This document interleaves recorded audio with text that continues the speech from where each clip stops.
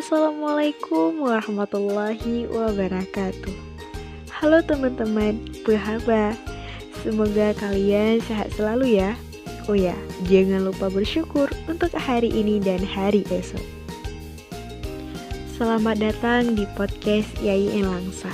Sebelumnya, perkenalkan, saya Rahmatillah, mahasiswi Institut Agama Islam Negeri Langsa, Fakultas Ekonomi dan Bisnis Islam, Prodi Ekonomi Syariah. Podcast kali ini adalah podcast pertama saya. Dalam podcast ini, saya mengambil judul Kekarah, cemilan manis ringan dari Tanah Rincong. Sebelumnya, teman-teman pernah tahu kan tentang kue kekarah? Ya, siapa yang tidak tahu tentang kue kekarah? Cemilan yang juga disebut kue sarang burung atau umpung miri. Kue kekarah adalah salah satu kue khas tradisional dari Aceh. Aceh tidak hanya terkenal dengan hidangan lauk pauknya saja, tapi juga ragam kue manis menggoda. Aceh merupakan salah satu daerah di Nusantara yang memiliki tradisi kuliner yang kuat. Begitu pula dalam hal makanan ringan atau cemilan. Salah satu cemilan tradisional khas Aceh yang masih bertahan hingga kini adalah kekarah atau kue karah. Kue kering yang memiliki rasa manis dan renyah ini menjadi teman yang pas saat bersantai sambil menikmati secangkir kopi khas Tanah Rincong.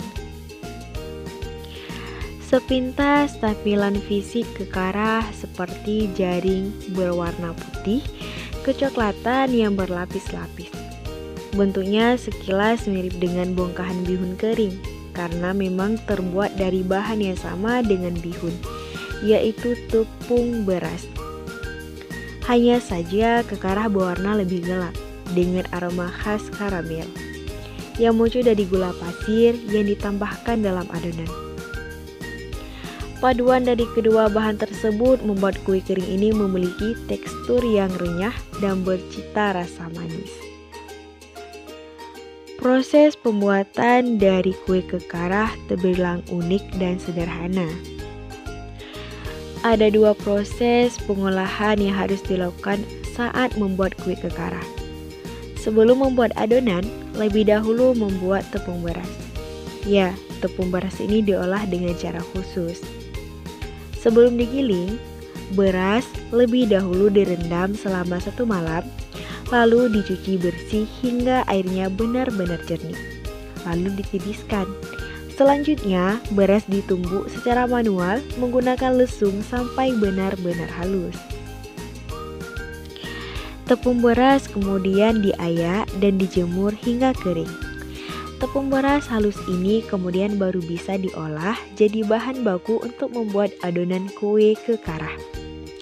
Tepung beras diencerkan dengan air dan ditambahkan gula pasir. Adonan yang telah tercampur rata lalu dimasukkan ke dalam cetakan dari batok kelapa yang berlubang-lubang. Adonan yang keluar dari lubang-lubang cetakan segera ditampung di atas minyak panas sambil terus digoyang agar membentuk jejaring yang saling bertumpuk. Proses pembuatannya menuntut kegesitan tinggi karena adonan ini mudah hangus jika terlalu lama dipanaskan. Kue kekarah ini mudah ditemui di kios-kios dan di supermarket terdekat. Penyajian kue ini sering dijumpai pada pesta pernikahan karena dijadikan sebagai hantaran dari pihak laki-laki kepada pihak perempuan. Selain itu, menjelang hari raya atau acara adat dan kenduri Aceh, kue ini juga tak pernah absen disajikan. Dan paling banyak orderan kue kekarah laris manis di borong pembeli saat hari raya Idul Fitri, karena mayoritas orang Aceh menyajikan kue ini di hari raya. Sekian podcast dari saya, semoga kita bisa bertemu di podcast selanjutnya dengan pembahasan menarik lainnya.